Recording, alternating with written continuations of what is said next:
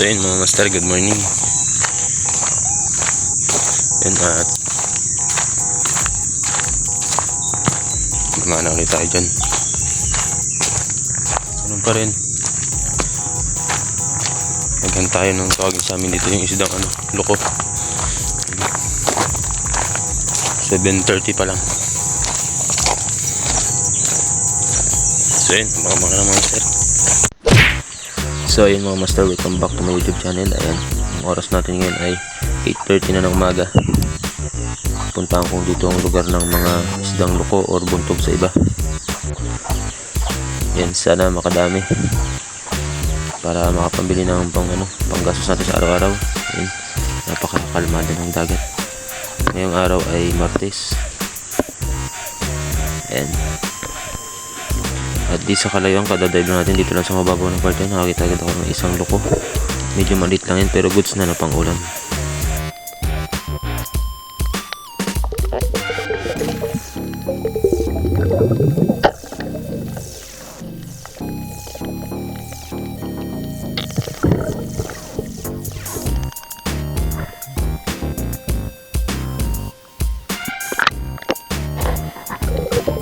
At dito nakakita na naman ako ng isang loko. Ayun, sa pool.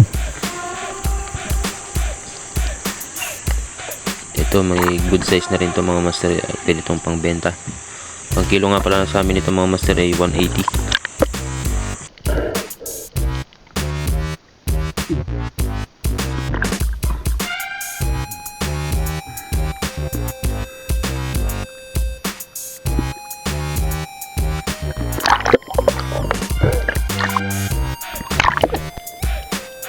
At dito nakakita na naman tayo mga master ng isa. Sana matamaan natin. Ayun, sa pool mga master. Good size na rin to ng pangbenta. Marami-rami na rin pala ako nahuli dito. Hindi natin na-videoan kasi akala ko nagpe-play na yung camera, hindi pa pala. Sayang.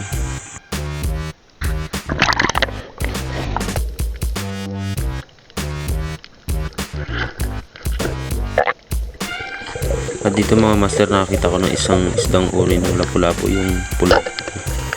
Ayun, sa pool.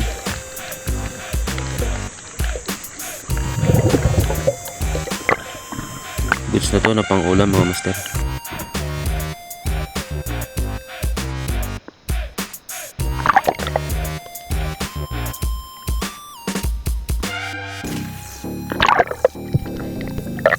At dito mga master, nakakita na naman ako ng isang lapu-lapu. Ayan. Hindi siya ganong kalakihan pero goods na to na pang ulam.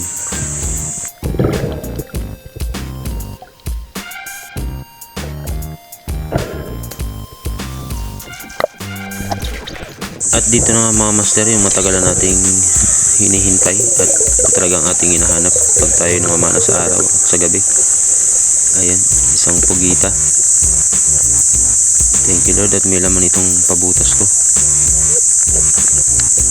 Itong bahay niya ay lagi kong pinagkukuhanin mga master.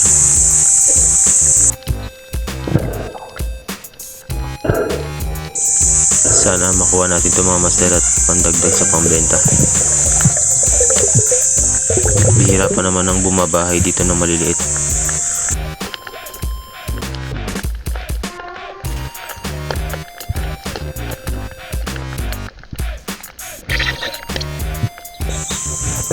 At ito na nga, ikatlong dive natin.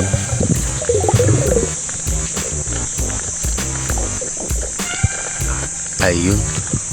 Thank you Lord at napalabasan natin siya. Malaki-laki na to mga master. Estimated ko mga 1 kilo kalahati.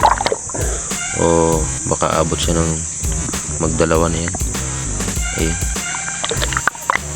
Malaki po ito mga master.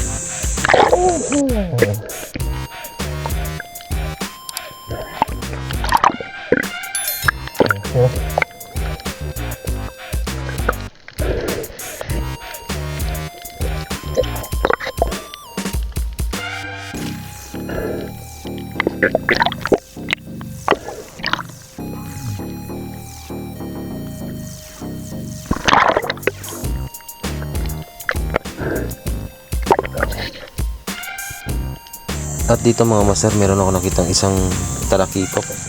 malaki-laki na rin sana to, kaso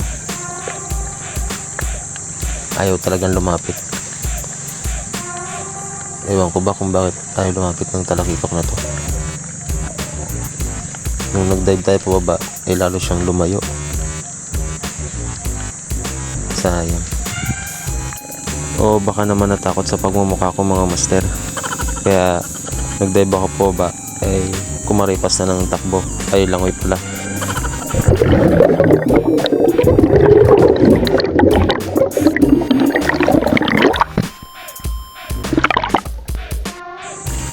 Ito mga master, na pagdesisyon ko na umuwi na at tanghali na din. Ang oras na to ay 11:13. Abang-abang lang sa bahay mga master, papakita ko yung huli ko.